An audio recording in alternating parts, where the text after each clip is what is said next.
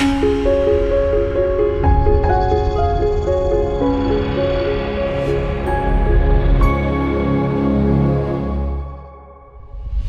as good as anybody else. My grandfather used to be a sheet iron worker in John Brown's in Clydebank. My other granddad was a postman, dad's from Mary Hill. We always get brought up to think, do you know what, it doesn't matter how much money you have, it doesn't matter where you're from, it doesn't matter what kind of house you live in, all that matters is what you've got up there. All that matters is what you believe. All that matters is, do you understand where society should be going? Do you have an idea of what kind of life you want and how you're going to go about doing it? Now, the Labour Party used to symbolise that. Jim's put it very succinctly tonight. I was brought up, I would say actually, in a Labour family. In fact, most of my family were Labour up until the referendum, to be quite honest.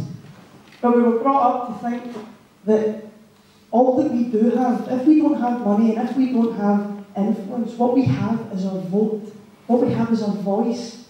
And throughout history, we've seen time after time just what great things can be achieved when ordinary people come together and they use that vote and they use their voice for something progressive. When they stand up and they say, no, we are not taking this anymore. We deserve better than what we've been getting.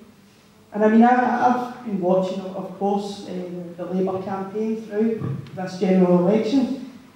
And the thing that they've been harping home about, the thing they've actually been criticising me for is this idea of a second referendum. The only people talking about a second referendum is the Labour Party. Nobody else has mentioned it. We've had the referendum, and the people of Scotland have voted, as the time stands, to be in this union. And the job of the SNP, and the job of any representative, is to make sure that we make this union the best it possibly can be. Now, it makes me ask myself, why are they harping on about this idea of a second referendum? And I think it's because right now they're desperate. There is no intellectual argument coming from the Labour Party. There is no high-quality argument. There's no principle coming from the Labour Party anymore. They have nothing else to throw at us other than political spin. But the thing that the Labour Party are slowly realising, and I think they've realised it too late, is that people are too clever for that now. Throughout that referendum, there was a political education like this country has not seen for generations. People became more switched on than they ever have. They're not interested in slogans, they're not interested in political spin. They want to know the cold, hard facts as to how you are going to make our lives better. And the reality is that, see whether you are yes or better together, it doesn't matter. Because right now, the one thing that unites us all is we all know we deserve better than this, better than what we have been getting. And that's where I have to be honest and say, on a personal level, I feel sad when I look at the Labour Party. I love that idea of my mum going and CND marches, marching from George Square right through to Paisley. I love the idea of my grandpa coming out of the shipyards and talking about politics. Listening in the pubs to people debating.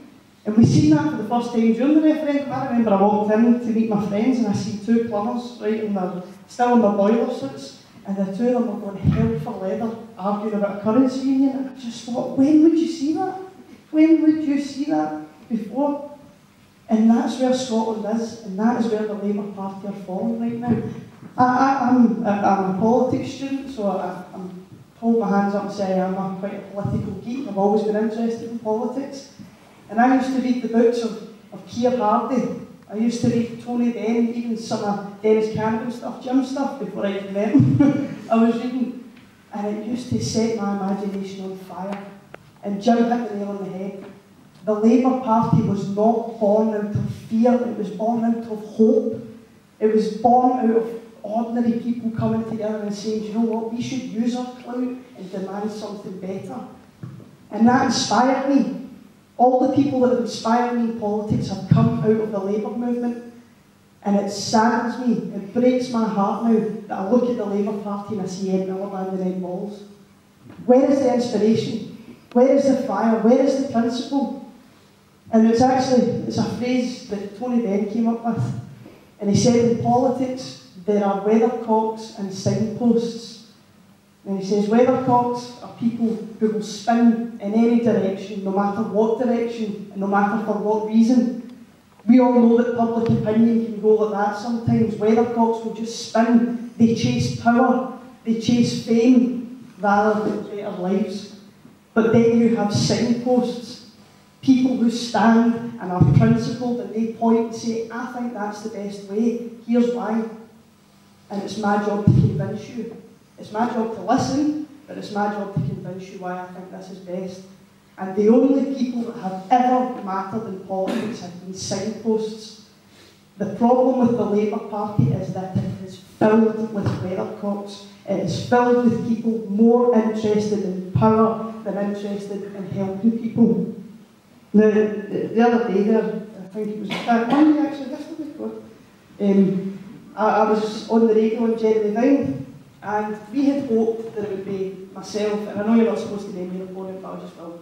It was myself and Douglas Alexander, and I wanted it to be back and forth so that we could question each other. I thought that was very fair, but apparently that wasn't an option. So Douglas Alexander went on ahead of me.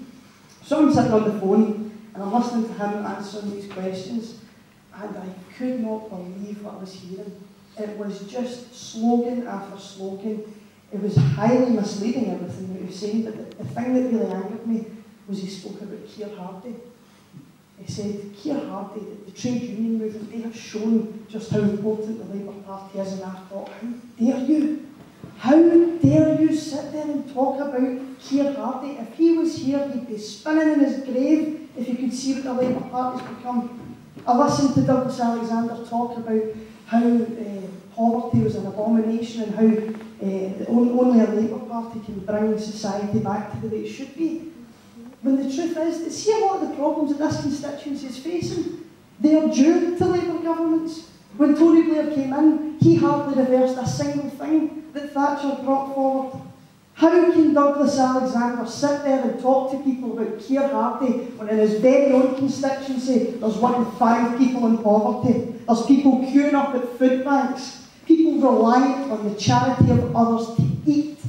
That's Victorian. That's something you would read in a Charles Dickens novel, but it's happening right now in Johnstone and in Paisley and out in the villages in 2015. I have seen more of our representative in the last month than I have in the last 10 years.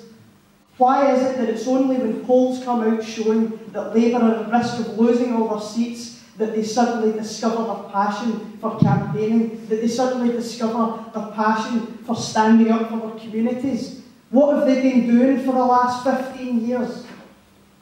Now, one of the things that Douglas Alexander said that I actually agreed with, although the context is different, he finished up by saying, unity is our strength.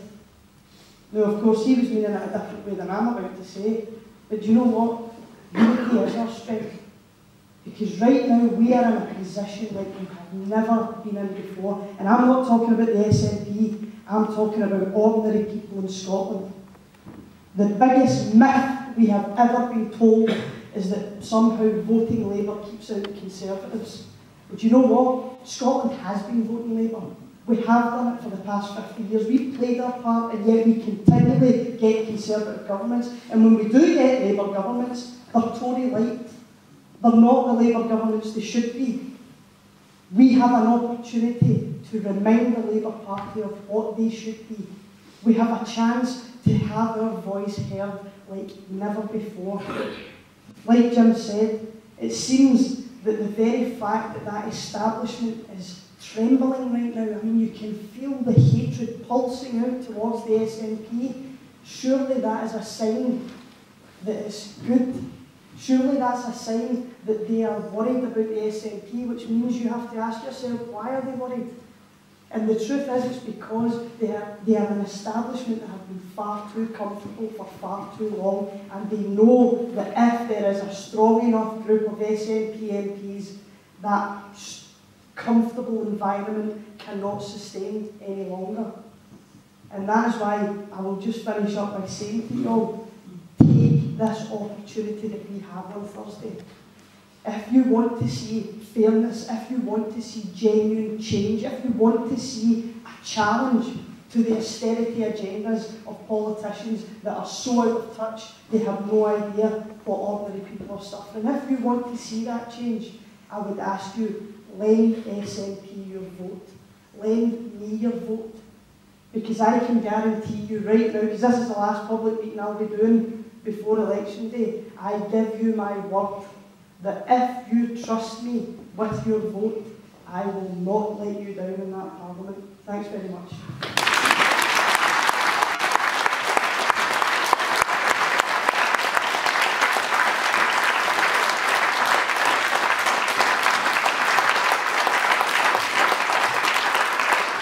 Thank you.